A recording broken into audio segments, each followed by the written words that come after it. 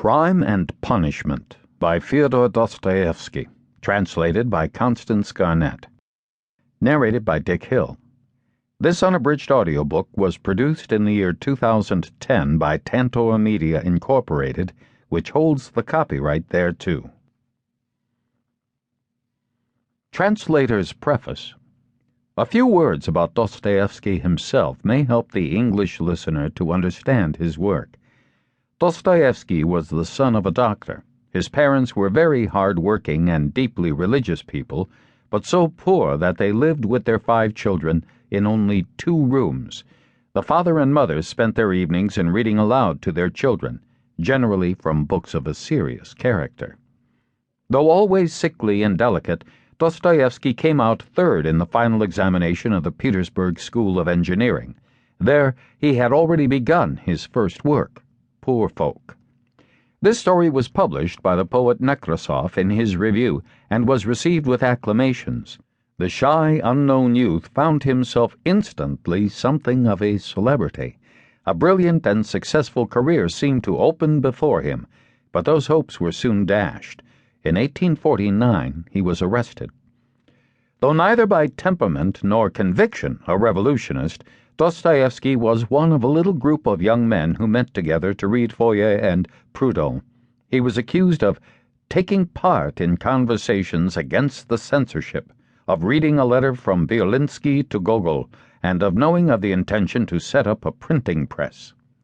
Under Nicholas I, that stern and just man, as Maurice Baring calls him, this was enough, and he was condemned to death. After 8 months' imprisonment, he was, with 21 others, taken out to the Semyonovsky Square to be shot. Writing to his brother Mikhail, Dostoevsky says, "They snapped words over our heads, and they made us put on the white shirts worn by persons condemned to death. Thereupon we were bound in threes to stakes to suffer execution. Being the third in the row, I concluded I had only a few minutes of life before me. I thought of you and your dear ones, and I contrived to kiss Plestchev and Dorov, who were next to me, and to bid them farewell. Suddenly the troops beat a tattoo. We were unbound, brought back upon the scaffold, and informed that His Majesty had spared us our lives." The sentence was commuted to hard labor. One of the prisoners, Grigoriev, went mad as soon as he was untied, and never regained his sanity. The intense suffering of this experience left a lasting stamp on Dostoevsky's mind. Though his religious temper led him in the end to accept every suffering with resignation and to regard it as a blessing in his own case, he constantly recurs to the subject in his writings. He describes the awful agony of the condemned man and insists on the cruelty of inflicting such torture.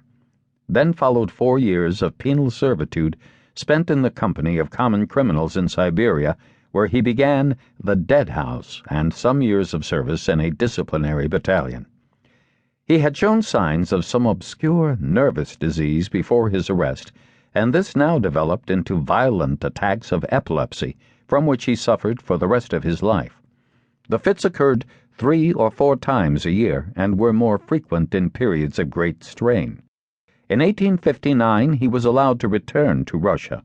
He started a journal, Vremya, which was forbidden by the censorship through a misunderstanding. In 1864 he lost his first wife and his brother Mikhail. He was in terrible poverty, yet he took upon himself the payment of his brother's debts. He started another journal, the Epoch, which within a few months was also prohibited. He was weighed down by debt. His brother's family was dependent on him. He was forced to write at heartbreaking speed, and is said never to have corrected his work. The later years of his life were much softened by the tenderness and devotion of his second wife. In June 1880, he made his famous speech at the unveiling of the monument to Pushkin in Moscow, and he was received with extraordinary demonstrations of love and honor. A few months later, Dostoevsky died. He was followed to the grave by a vast multitude of mourners who gave the hapless man the funeral of a king. He is still probably the most widely read writer in Russia. In the words of a Russian critic who seeks to explain the feeling inspired by Dostoevsky,